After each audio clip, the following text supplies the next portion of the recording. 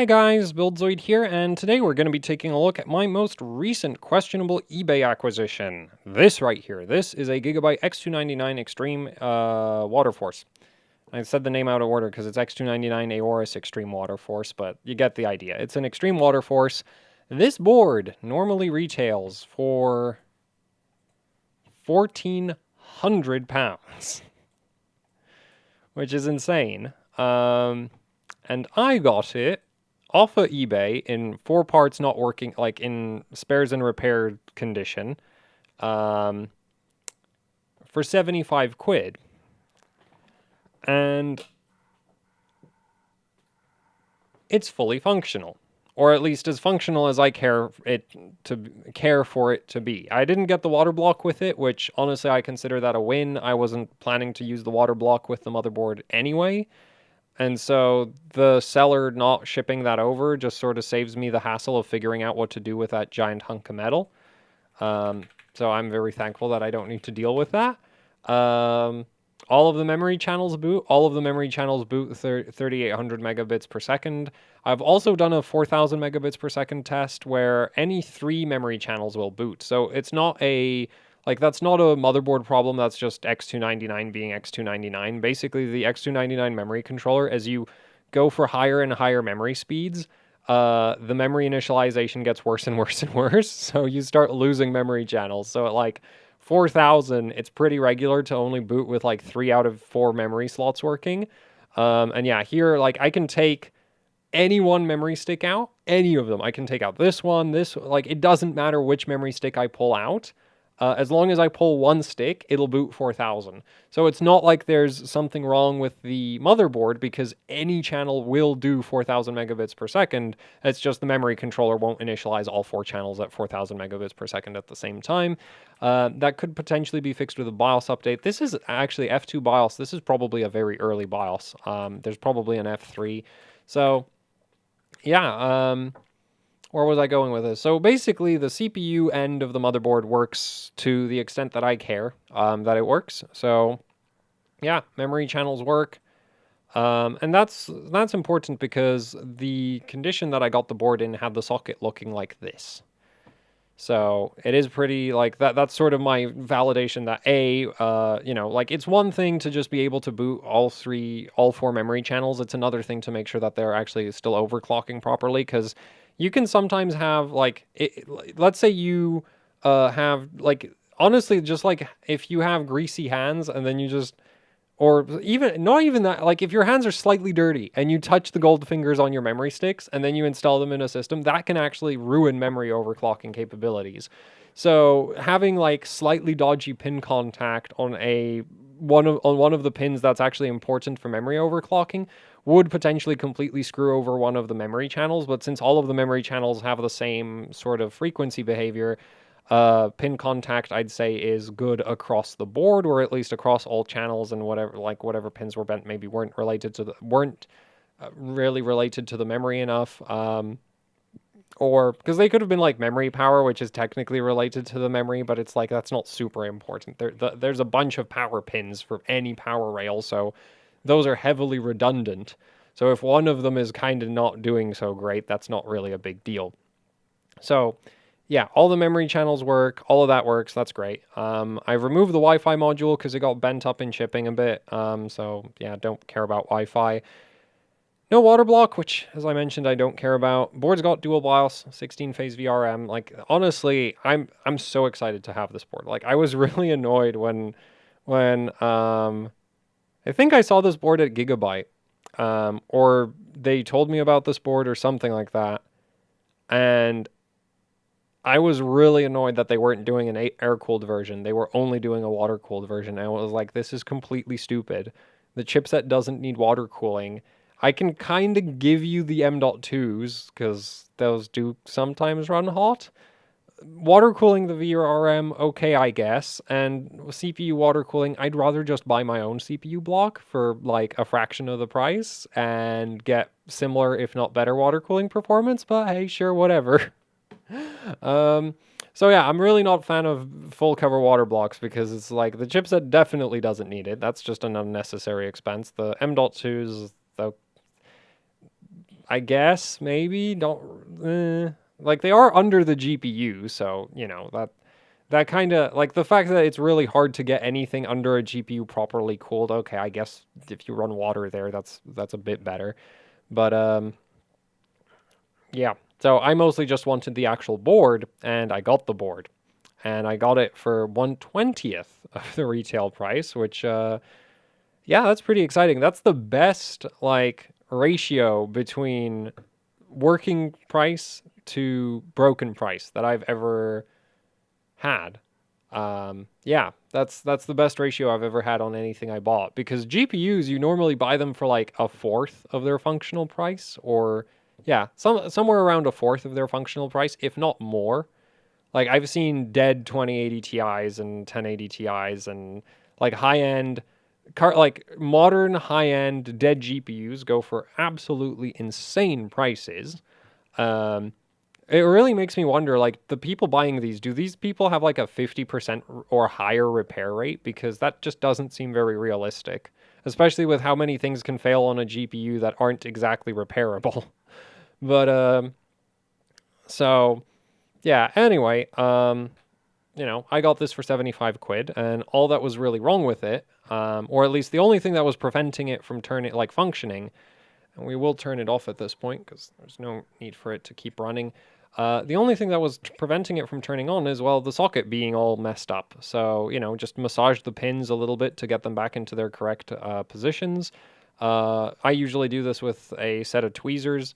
So, yeah, and I don't grab the pins and, like, bend them into location. Basically, I use the tweezers, like, I use them to just sort of poke at the pins, basically.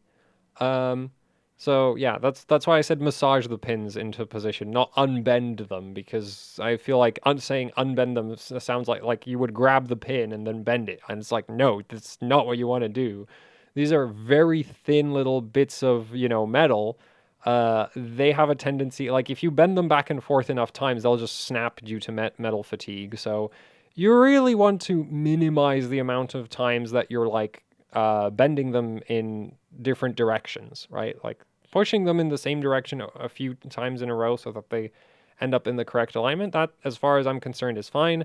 Trying to like brute force them into a position has a tendency to just sort of snap them, in my experience. Unlike, say, CPU pins, which are, well, not little leaf springs. So CPU pins, you can be much more, well, you don't need to be anywhere near as gentle with those, but socket pins, in my experience, have a tendency to just kind of break if you try to force them too hard. So you do just kind of have to like coax them into position. Though with ones that are bent like this, what I like to do is I grab them with the tweezer.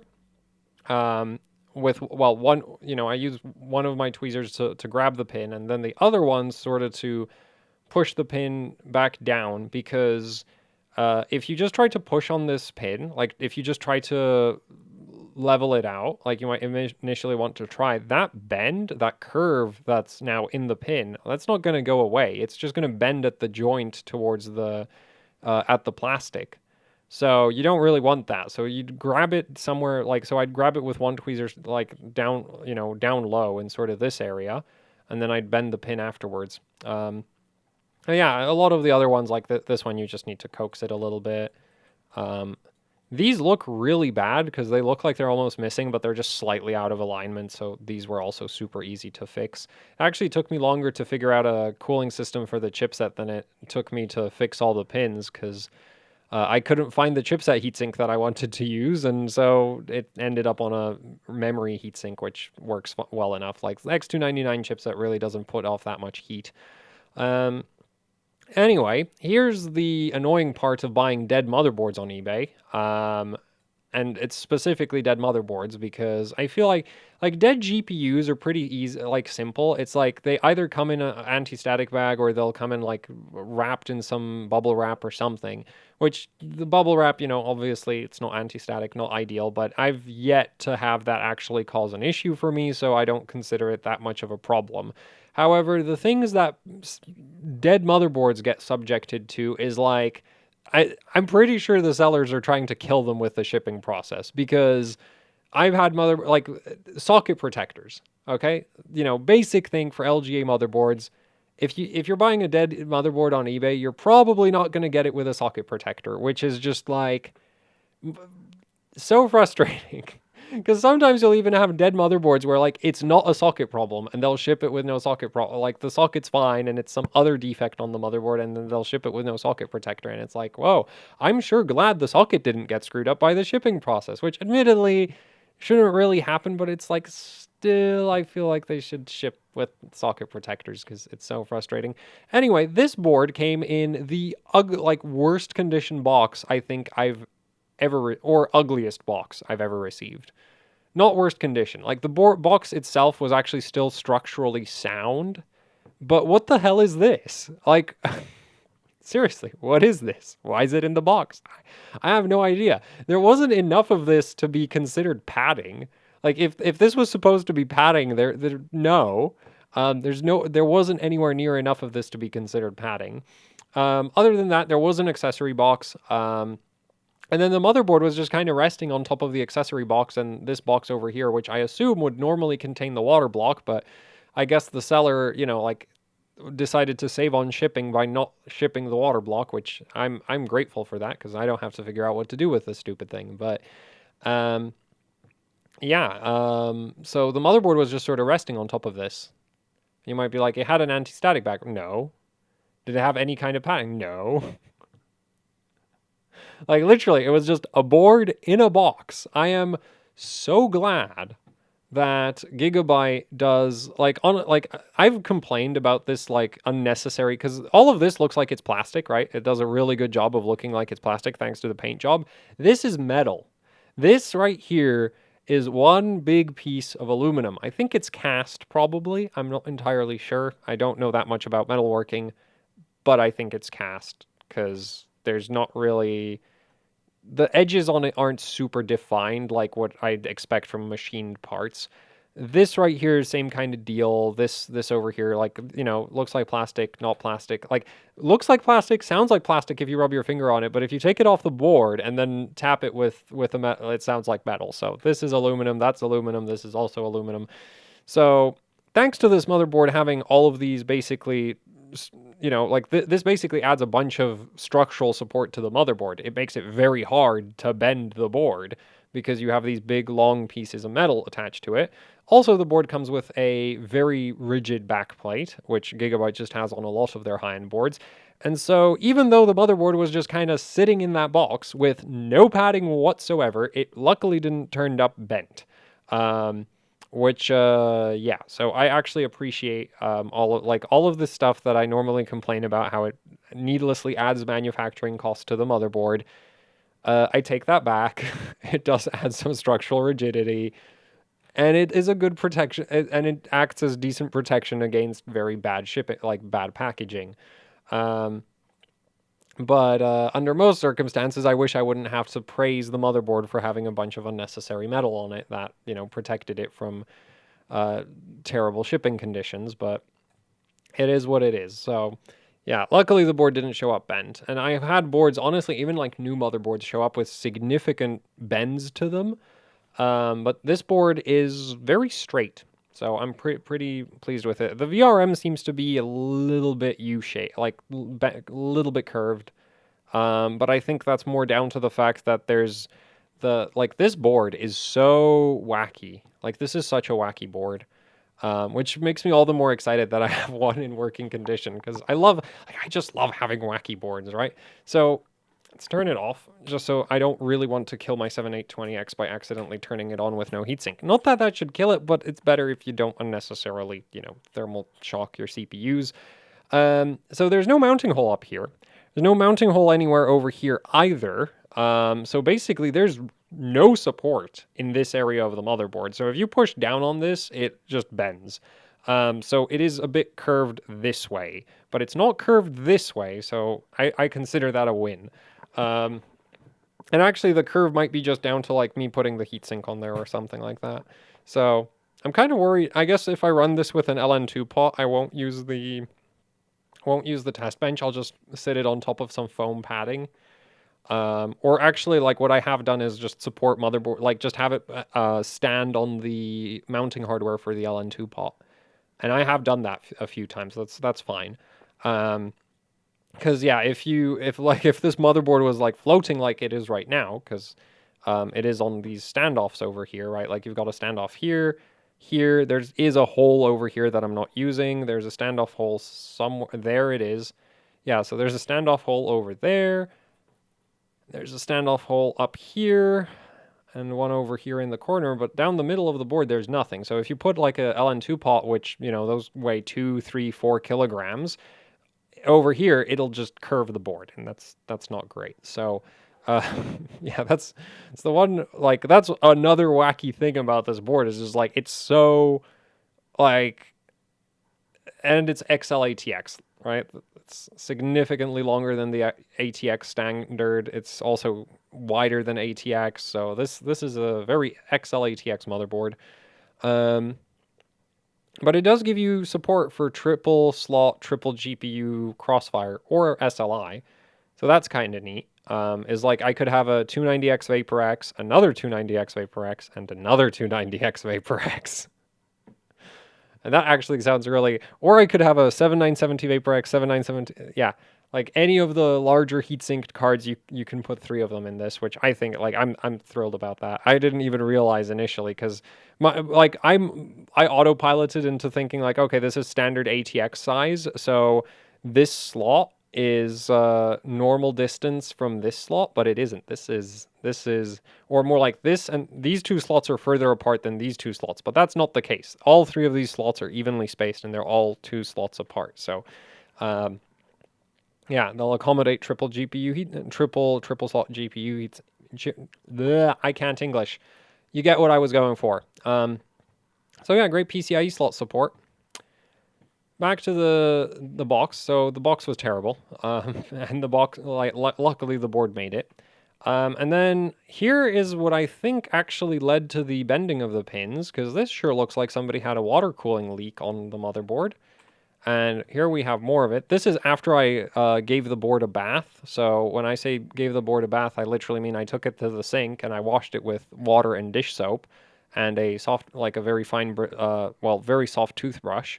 And then after the water and dish soap wash, I use isopropyl alcohol to displace all of the water. And then let that dry by just putting it on the hot plate at around 100 degrees. Because the ISO, like, I have really hard water, and I've actually had, like, I've not had any problems caused by leaving hardware to just dry naturally from the water, but the water is really hard, and it does leave residue, and it leaves, like, ugly residue stains. So that's why I end up going, like, so for hardware that I care about, I go with the isopropyl rinse, so that there's no water residue on it. But yeah, I didn't really think too much about dealing with this area, and so a lot of the corrosion that was on there is still, well, there. And then there's this area, and this is before the cleaning, and yeah, you can see the corrosion. So I think what happened, yeah, water cooling leak, and then when they disassembled the system, they broke the CPU socket. Or bent a bunch of pins in the socket, which kind of is the same thing. And then it somehow ended up on eBay for 75 quid. And yeah, so I got an absolute bargain on an X299 Xtreme Waterforce. I don't even have to deal with the water block, which I consider, like, like, I really do consider that a massive win. Because I didn't want the block anyway. And yeah, it works. All 4 channels run. The board hasn't done anything that would be, outside of the realms of regular X299 motherboard behavior. So I don't even consider, like, I have some motherboards where you need to, like that. I've had some motherboards where after unbending socket pins, they still don't work unless you apply, unless you have a properly tightened down heatsink. But this thing will initialize all 4 channels with just this sitting on top of the CPU. And that's not a very heavy heatsink. So honestly, yeah, it's just like, yay. It's cool that I've managed to get one of these, and then it's also cool that I managed to get one of these for 1/20th of the retail price, which is ridiculous. Like, that's not usually, I don't usually get such a good deal on dead hardware on eBay. I usually end up paying a lot more. So yeah, that's it for the video, and it has managed to keep getting longer every time I reshoot it. So that's interesting, but yeah, so that's it. So thanks for watching. Like, share, subscribe, leave any comments, questions, suggestions down in the comment section below. If you'd like to support what I do here with actually hardcore overclocking, I have a Patreon. There's a link to that down in the description below. There's also the AHOC Teespring store where you can pick up shirts, stickers, posters, you know, the usual YouTuber merch. Both the Patreon and Teespring help out immensely with running the channel, so it would be much appreciated if you check them out. And yeah, that's it for the video. Thank you for watching, and goodbye.